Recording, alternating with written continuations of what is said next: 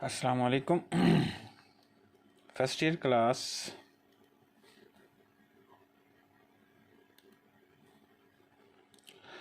आज दिन है जी फ्राइडे का, और आज का जो हमारा लेक्चर है वो है Planck's theory. Planck's quantum theory का ये 1900 में मैक्स प्लांक्स ने इस थ्योरी को प्रपोज्ड किया था, और इन्होंने भी आकर वो जो रदरफोर्ड ने एटॉमिक मॉडल पेश किया था ना, उस मॉडल में ही कुछ इम्प्रूवमेंट्स लाई थी। इम्प्रूवमेंट लाने के बाद उसको फिर गलत भी साबित किया, उसके जो गलत पॉइंट थे उनको सही किया। इसका जो पहला पॉइंट है, उसने कहा कि ये जो रेडिएशंस होती हैं या जो एनर्जी है, इमिट खारिज होगी और एब्जॉर्ब या वो एब्जॉर्ब होती है इन डिसकंटिन्यूअस मैनर।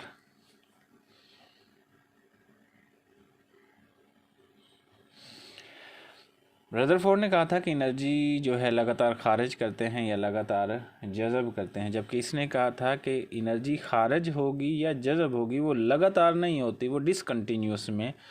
अब होगा क्या कि या तो वो एनर्जी इमिट कर रहा होगा या वो एब्जॉर्ब कर रहा होगा। मतलब कंटिन्यूस ना तो वो खारिज करेगा, ना ही वो कंटिन्यूस जज़ब करेगा। अब ये जो एनर्जी है, चाहे वो इमिट खारिज कर रहा है, चाहे वो एब्जॉर्ब कर रहा है, ये भी स्पेसिफिक होगी।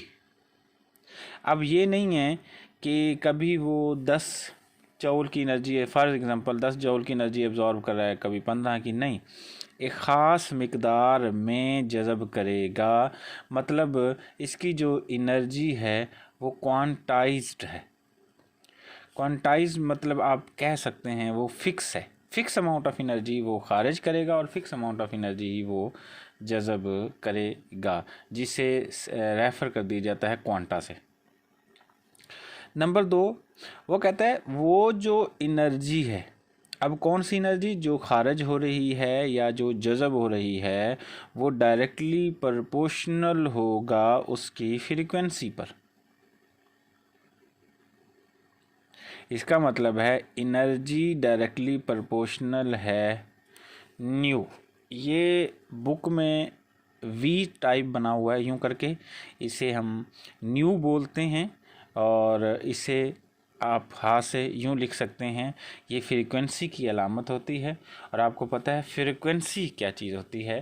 Frequency is the number of waves, या लाइट कह सकते हैं, या waves passing through a point पर सेकंड। एक सेकंड में एक सुराख से गुजरने वाली जो वेव्स होती हैं वो उसकी फ्रीक्वेंसी कहलाती है। यहाँ फ्रीक्वेंसी जो है वो डायरेक्टली प्रोपोर्शनल है न्यू के फ्रीक्वेंसी के। एनर्जी डायरेक्टली प्रोपोर्शनल फ्रीक्वेंसी, अगर हम प्रोपोर्शनैलिटी साइन हटाते हैं तो इक्वल लगेगा, और यहाँ कांस्टेंट लग देता है, कांस्टेंट न्यू आ जाएगा। E is equal to h nu. यहाँ जो एच है इसे हम प्लैंक्स कांस्टेंट कहते हैं, जिसकी वैल्यू 6.626 इंटू 10⁻⁻³ जूल सेकेंड होती है। अच्छा जी, अब आप देखें इस चीज़ को हम मज़ीद ड्राइव जो करेंगे वो कुछ यूँ है। यहाँ फ्रीक्वेंसी को मैंने डिनोट किया है न्यू से, जबकि आप पहले इस फ्रीक्वेंसी को पढ़ चुका है एफ़ से। एक पहले भी आपने एक एक्सप्रेशन पढ़ा था, V is equal to f lambda. अब क्योंकि हम यहाँ एफ़ डिस्कस नहीं कर रहे, हम यहाँ न्यू डिस्कस कर रहे हैं, और वी जो है ये सी वेलोसिटी ऑफ लाइट्स है, इसको मैं सी कर देता हूँ, इसको मैं न्यू कर देता हूँ, और ये लैम्डा। अगर मैं यहाँ इसकी वैल्यू निकालना चाहूँ न्यू की, तो लैम्डा नीचे आ जाएगा, तो nu is equal to c over lambda हो जाएगा। अब ये जो वैल्यू है न्यू की, ये यहाँ पुट करें जी, सी ओवर लैम्डा आ जाएगा, तो ये हमारे पास क्या आ जाएगा, E is equal to H into C over lambda. अच्छा, अब देखें ये जो सी ओवर लैम्डा है, अगर मैं इसको थोड़ा सा अरेंज करता हूँ, V E is equal to H C into 1 over lambda. C को अगेन इसे ज़रब देंगे तो वो यही आ जाता है, सिर्फ मैंने 1 ओवर लैम्डा को यहाँ पर अलहदा किया है।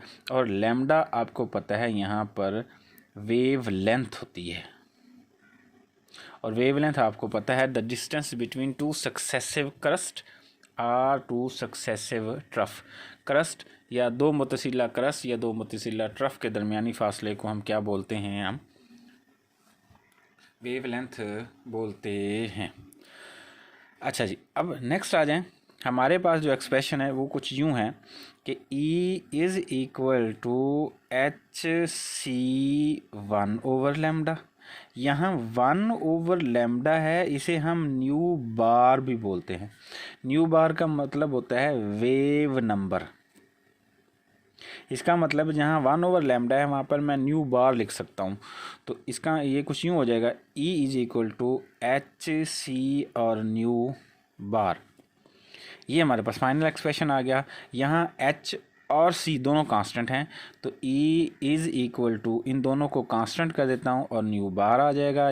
इसको कांस्टेंट घटाऊँगा तो V E is equal directly proportional आ जाएगा न्यू बार। इसका मतलब ये हुआ कि ये जो एनर्जी खारिज हो रही है या जज़ब हो रही है, ये एनर्जी डायरेक्टली प्रोपोर्शनल होगी वेव नंबर।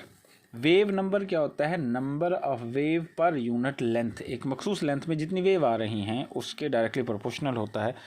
तो इसका मतलब ये हुआ जो एनर्जी खारिज हो रही है या जो जज़ब हो रही है वो डायरेक्टली प्रोपोर्शनल होगी वेव नंबर के। ये है जी प्लैंक्स क्वांटम थ्योरी। इस प्लैंक क्वांटम थ्योरी में आपने ये ड्राइव के साथ साथ आपने जो साइड पे डेफिनेशन है, जैसे फ्रीक्वेंसी की है, वेव लेंथ की है, वेव नंबर की है, ये लाजमी साथ इसको लिखनी होती हैं। तो ये आज का हमारा टॉपिक था। इंशाल्लाह हम कल सैटरडे वाला जो लेक्चर होगा, जो बोहर एटॉमिक मॉडल होगा, वो इंशाल्लाह डिस्कस करेंगे।